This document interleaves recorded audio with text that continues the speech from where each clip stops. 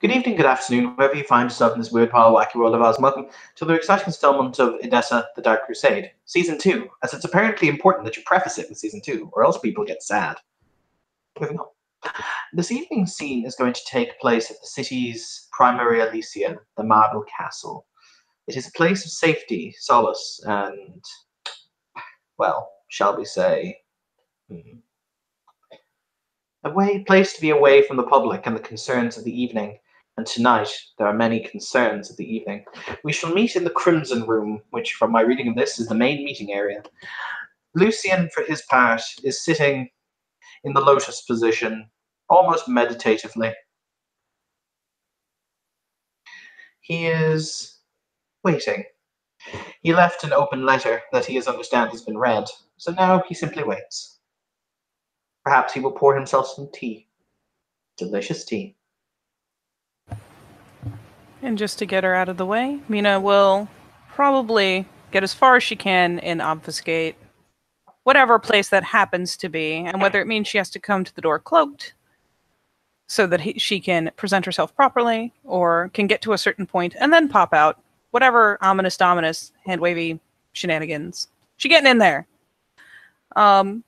Alas, wearing her normal face. Which, I mean, to be fair, is a face she likes just fine, but most people don't. So she will, slip into Elysium. And being a fledgling is not going to try to call any undue attention. She is not going to try to take up any prime real estate. If anything, upon getting inside, will gravitate right over to one of these nice, out-of-the-way places. Not lurking in the shadows, per se, but just staying the fuck out from underfoot, like a good fledgling does. Just to kind of involve you before we get swept up in politics, the Brewhouse's eyes will flick open from under the mask as he sees or hears the entrance of the new person, for he will very casually raise a hand and beckon, as in, come here, come here. And she will approach, because he is way older than her. So yeah, she'll kind of do the glance around, just for comedy's sake, because this guy seems to have at least a passable sense of humor in her experience. So she just that glance around to the nobody behind her and then points at herself like, me? And yeah, she'll go ahead and, come on over, quickly enough that the pause doesn't distinctly stall her up. And bob her head. I don't know the face. Do you have the dog with you? She is not allowed to bring Alonso into Elysium. Not even with his fancy ruff. Oh, he has a ruff? He has a fancy ruff. I'll show you later. But no Alonso. Just Mina. And she will bob kind of a joking little curtsy, smiling ever so sweetly and saying, that's because you haven't met this face before. But I mean However, I have seen someone who bows in a very similar manner to you, my dear. I do have a way about me. He will casually pat the cushion that is next to where he is sitting. Bucket, she'll sit next to Captain Maskface. Oh yes. Plop right down. He will proceed to pour her tea into a small china cup. She will totally accept and hold the tea. She'll hold it so good. The tea is bright red and has a scent to it that is very, shall we say, blood-like. Shall we say that it is, in fact, look, this is either blood or it's very watered-down blood. It is, because this is a method you can do. You soak tea leaves in blood, and then you pour them. It basically flavors the blood. I don't even know how to feel about that, but she will probably take it with the air of, yes, something for me to hold. How lovely. I love just looking polite. And then we'll glance down at it and kind of squint and sniff at it experimentally, and finally kind of probably bring it up and almost childlike, we'll kind of stick her tongue in it to be like, is this something I can, this is something I can actually drink. Holy shit. At which point she'll go about sipping tea, kind of with a certain amount of mock etiquette, because let's face it, for all that she plays it up, she etiquette zero. So when she does do etiquette at all, it's usually kind of laughable. I missed the sensation of drinking warm drinks, and so this was the solution I came up with for the problem. And she'll eventually kind of squint at the tea again. It's a very interesting solution. It's not a bad solution, but it's an interesting solution. You are lacking your brave squire today. Oh, he's not allowed in here. How unfortunate. It is. He socializes so well. Spoiler, he really doesn't. Not that many people have an offensive. If our other people would like to join us, by all means.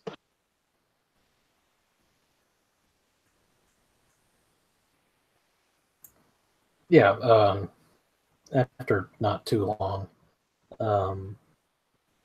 Gerard will make his way into the Elysium, likely with Aldrich in tow, simply expecting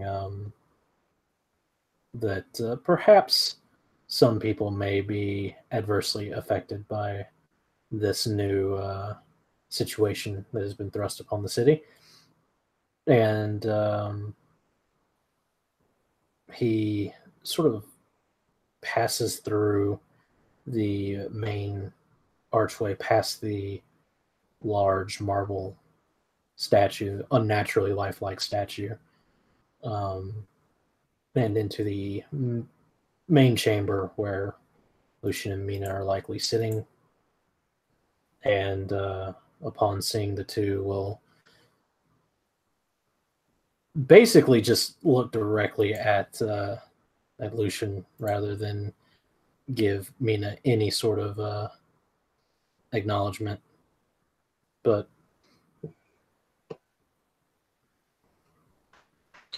yeah, Aldrich would have met Gerard somewhere by the gate, and would have arrived in with him past the very lifelike statues, and likewise with his hands clasped behind his back.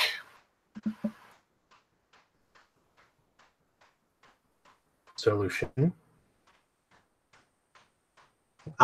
It is a pleasure to see you again. Does he go by Knight, or what is his preferred address? Gerard generally goes by Lord. It is a pleasure to see you again, Lord Gerard. I hope you are well this evening. Very well indeed.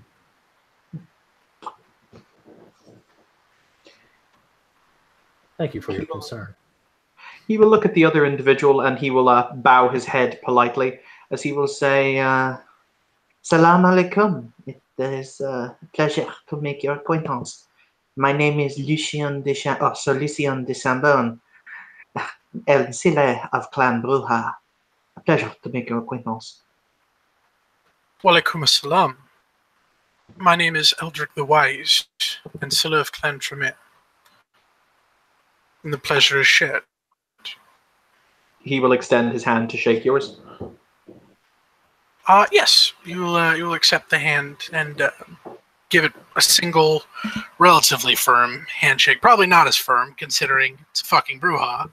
But he is not applying potence to his handshake. That is not a way to make friends. It's fair. It's fair. Well, neither is blood buffing strength upon hearing someone's clan, but you know. You don't know that. Cough. He will say, "May I offer you gentlemen tea? It is most refreshing." Eldrick will offer an open palm of protest afterwards, accompanied with a "I thank you for your hospitality. However, that won't be necessary. Thank you, though." Oh, it is quite all right. I will admit, the conundrum you posed when I last met you, Lord Gerard, has, how do you phrase, stuck in my mind's eye. as to this entity, this creature that you encountered? I should hope that your rest was untroubled by such nasty thoughts. Of course, I am a deep sleeper, but no. There, he'll say, would you gentlemen care to sit down at least? It is more amenable to conversation, and there are some things I feel that you would be better sitting if I inform you of. Gerard will move and have a seat. Aldrich will contemplate for a moment, and yeah, we'll have a seat by Gerard. The creature you described to me, I looked through my books and I read through my scrolls. But before I begin, I must ask how to phrase this question. What do you gentlemen know of our ancient history? I know a fair bit about the history of my own clan, but more generalized information, I'm afraid I haven't taken the time as of yet.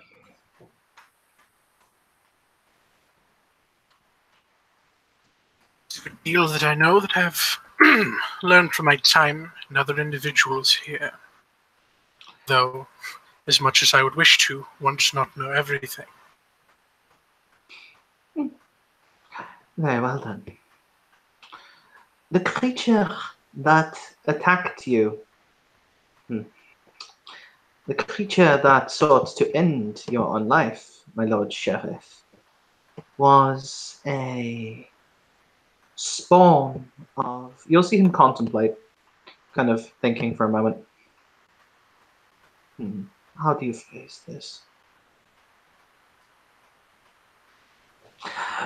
Do you know the name Lilith? Vaguely. I do believe that there is something biblical about it, is there not? Oh, yes. Yes, indeed. Oh, absolument.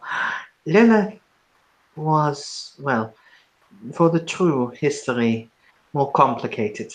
She was the first wife of Cain, the founder of our existence, etc., the first cursed. I was alone in the darkness, and I grew hungry. I was alone in the darkness, and I grew cold. I was alone in the darkness, and I cried. Then there came to me a sweet voice, a honey voice, words of succor, words of caress. A woman dark and lovely, with eyes that pierced the darkness, came to me. I know your story, Cain of Nod, she said, smiling. I know you are hungry. Come, I have food. I know you are cold. Come, I have clothing. I know you are sad. Come, I have comfort. She spoke to him. However, the entity known as Lilith twisted every truth, denounced every falsehood as being gospel. She was twisted, dark, and evil. She was given another name, Lilith, the mother of monsters. Lilith, she whose womb bears nightmares. It was one of her children whom you fought, my Lord Sheriff. Summoned into existence by one who believes and follows her blasphemous practices, a sin and an offense to all those true scions of the Dark Father.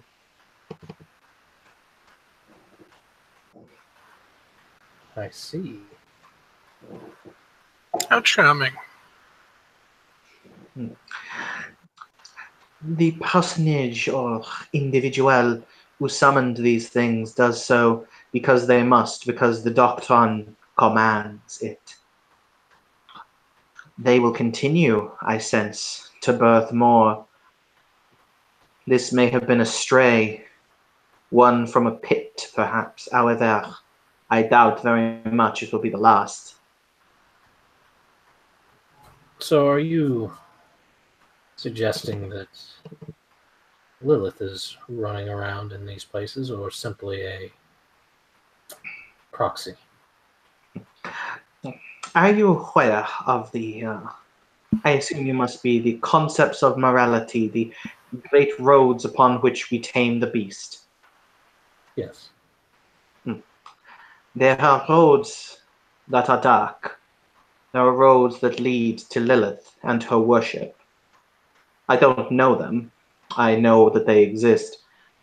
But those who follow her teachings seek to bring down all it was that Cain of Nod built, seek to raise a new edifice in their dark mother's name. I sense it is someone who follows her teachings and her tenets, someone who misguidedly believes this is the way forward, someone who, if given the time, would doom us all. Gerard glances over at Aldrich pointedly. Aldrich raises his brows with a stiff, a stiff sort of upper lip that very much screams intriguing, but says nothing. For the record, does Aldrich have influence occult? Why does that matter? In order to kind of give credence to what Lucien is saying, he has either 4 or 5 dots of it. He is a very well known and very, very well thought of scholar of these things. Like, people listen to him when he says things on this matter. Yeah, he's influence occult. Cool. I'm just saying that those who have influence tend to know other people who have influence. Kind of, you know, the talking circle is relatively small.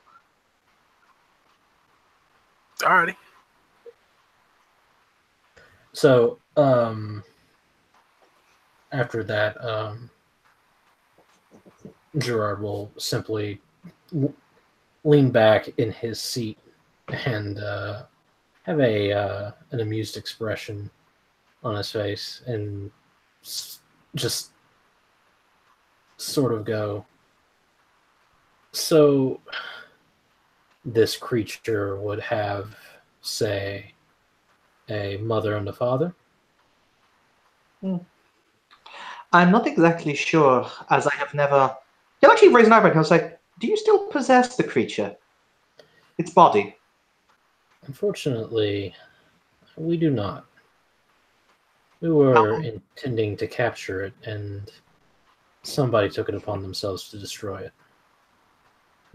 And what happened to its corpse? It was disposed of.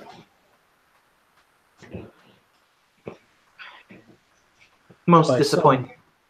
By someone who, moments before the creature had uttered the word mother at.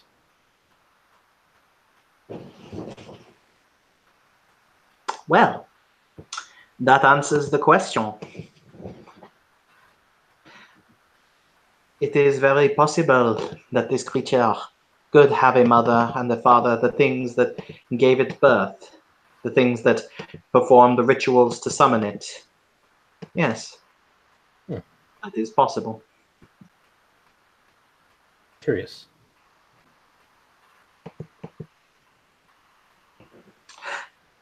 Allow me to make an assessment, my lord. Please. Was the person whom it named Mother the same one who dealt it the death blow? Indeed. Ah, in order to hide their treachery, in order to stop up their treason. Well, in a not so subtle way, I suppose. It was quite suspicious at the time. More so now. As I have said, people on this road, people who follow Lilith, the Dark Harbinger, are... It is never something that ends well. They will continue to birth these monstrosities. It is lucky that this entity did not breach the silence. However, others, no doubt, will. I think so as well. I thank you for this information. It is very obscure to me, but revealing. I make a study of obscure topics. I'm going to see if I can corroborate this from perhaps a source that is not familiar with the situation, and then I'll have the evidence I need to act against this person. As it is a direct threat to the domain, I will say that I have sent what I have told you in a letter to Her Highness the Prince for her own judgment on the matter. But then again, she will do as she will do. The prince is aware of the situation as well, so it will be brief. I'm not going to drag it out. I'm not one for inaction.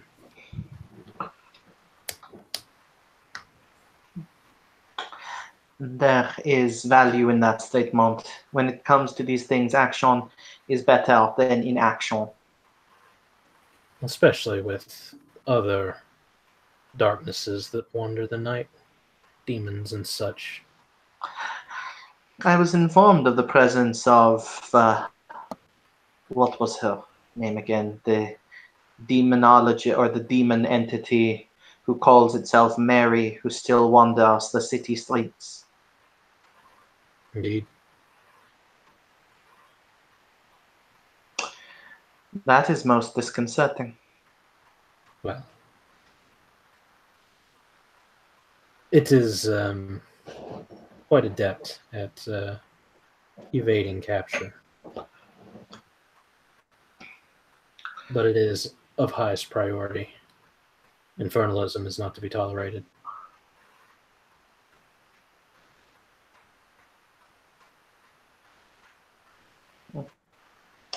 Absalom. I am led to understand that many darknesses have swirled in the city. I was told of a Toreador who openly made deals with demons, etc. A pair of them, actually.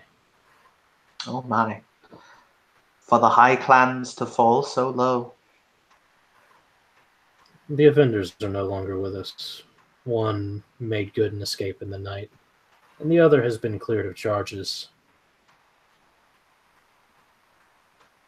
by those who are of a higher station than I.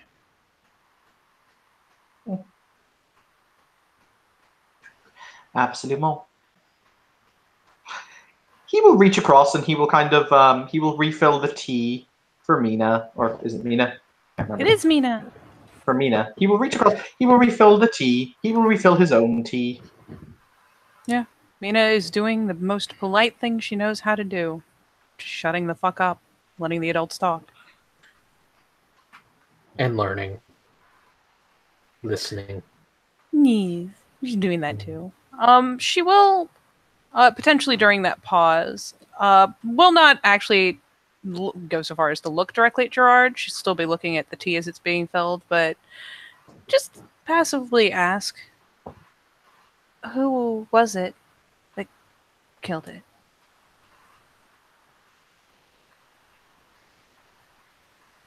If I can ask. Gerard just sort of glances over at Aldrich. And Aldrich says, it was, in fact, Lady Madeline, seller of Clan Le Sombre. Ooh, she perks a glance up to Aldrich like, oh really?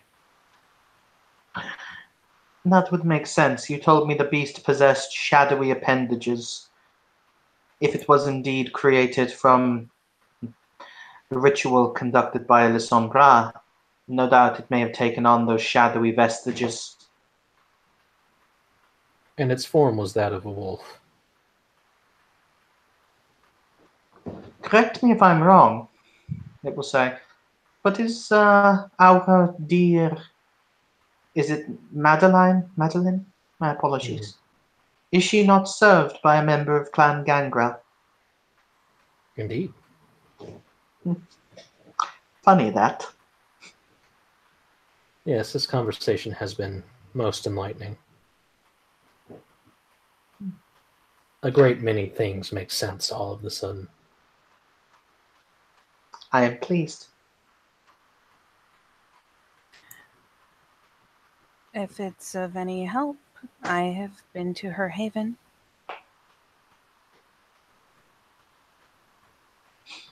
I think there was a moment of fledgling say, what? Would be happy to share the location, especially with the honored sheriff.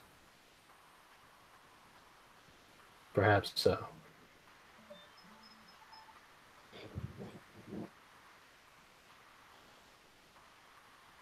You've been here all of a week, sir, and already you are proving very useful to the city. I merely know things. I have spent my not insubstantial life in the search for knowledge. And that is all I seek. I am happy to give whenever I am asked of it. I give this freely. I ask no boons, no protestations. I do this simply for the betterment of all Canaanites within the city. Because we don't use the term kindred yet. Brain.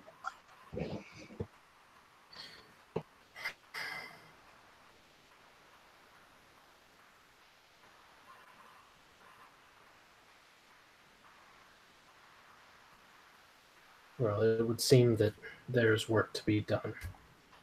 I will speak with you shortly. What was your name? He says, looking at Mina. Oh, yes, Mina Varela, or just Mina, if that is simpler. Mina.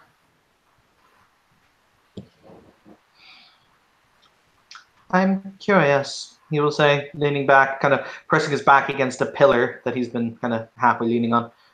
This Madeline, sister Madeline. How much of a, how would you say, player is she upon the board? Aldrich will say, lady. She's not a member of the church. She's a lady, not a sister.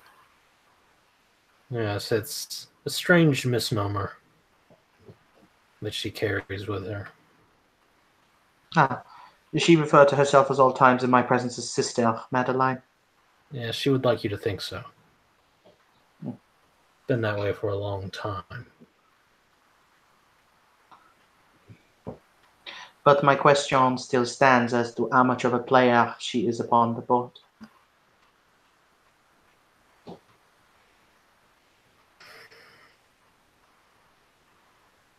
This time, Aldrich looks at Gerard. She's active, but not in the circles that you would think, given one of her station. I can see that her activities have been directed elsewhere. Less with politics, both canine and mortal. And apparently with these monsters. I had always wondered about that. She was once a member of the court of Edessa when I was keeper many decades ago. She has since only recently stepped down as seneschal of the city of Timoran to the north. I imagine that staking her claim in Edessa and losing that position has dealt a great blow to her influence.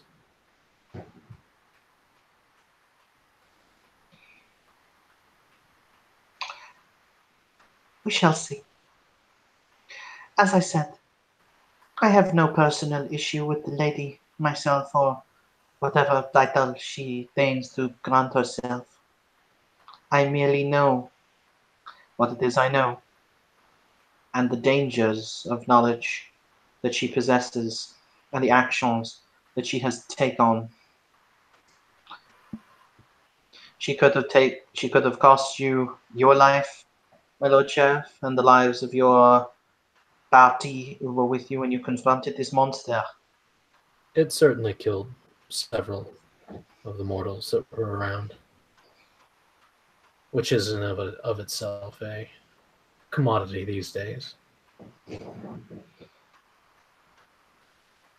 especially given all the hardship that came before. Most unsettling.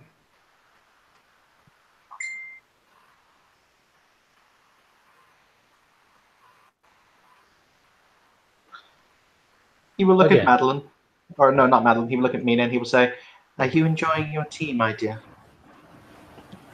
Oh yeah. Good tea. Sorry, I Proper face.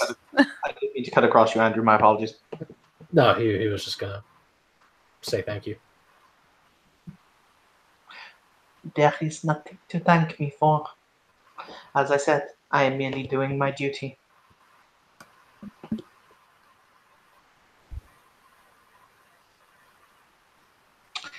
As one warrior to another, I am sure you understand, my Lord Sheriff. I do.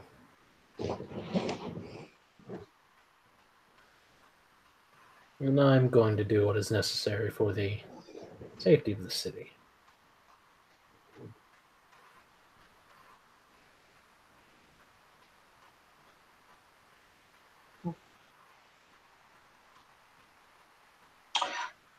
My apologies, the hour does draw late, and I have other business to attend to. He will stand up, kind of brush off the white robe. My Lord Sheriff, it has been a pleasure, and he will look to the Bruja, or not the Bruja, to the Tremere, and he will say, and Eldrick, that was your name, yes? A pleasure to meet you. Yes. Gives him a polite nod. Sorry.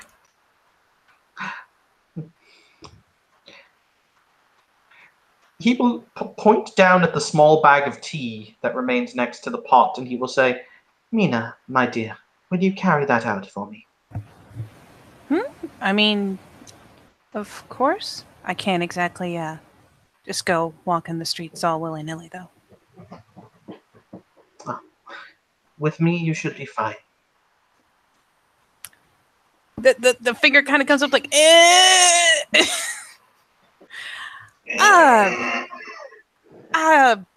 not with this face, I can't.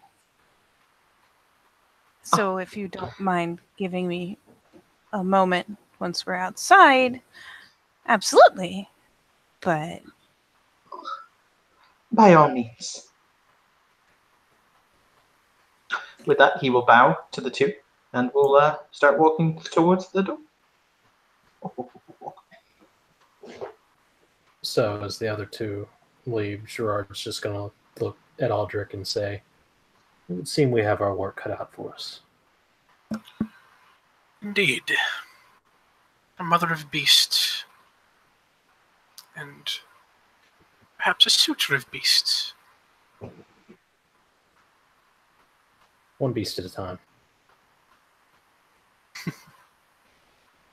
All the same. And then Gerard will stand and gesture for Aldrich to follow, and they will take their leave as well. All right. Before they leave the actual Elysium, the Bruja will turn, and he will take his little packet of tea, or his little pouch of tea. he gets kind of the confused face.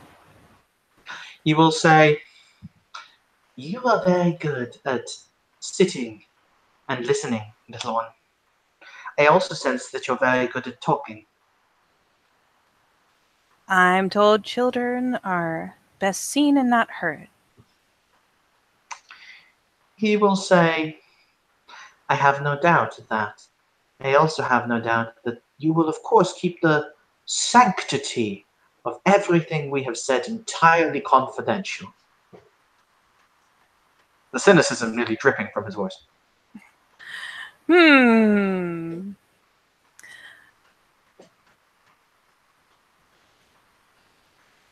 I don't generally make promises, but I can say we have an understanding.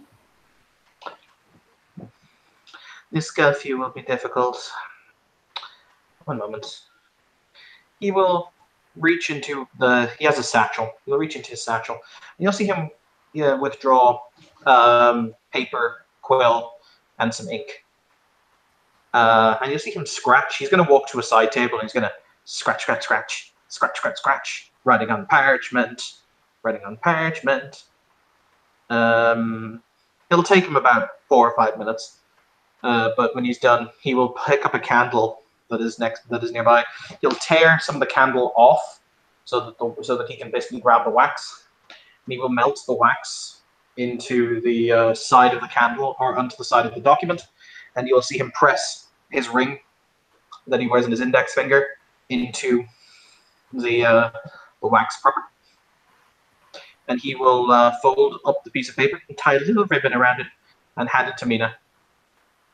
She proceeds to watch this whole process, making a wit face pretty much the entire time. But we'll autopilot, put out her hand to take the thing, because that's what you do when someone hands you a thing. That is my writ, saying that you are currently under my protection, and the guards should acknowledge that as such. And the eyebrows will kind of pop up appreciably for a moment, and she will, with said roll of paper, give him a playful salute. I don't make promises, but I do take bribes. He will ruffle hair. Ruffle. I mean, she ain't gonna protest. He's an Ancilla. But he will then say, I have a question. As they walk towards the courtyard for him to mount his horse, he looks up. And do you think the stars are beautiful, little one? Kind of flicks a glance up. I couldn't say. I'm usually busy looking down here.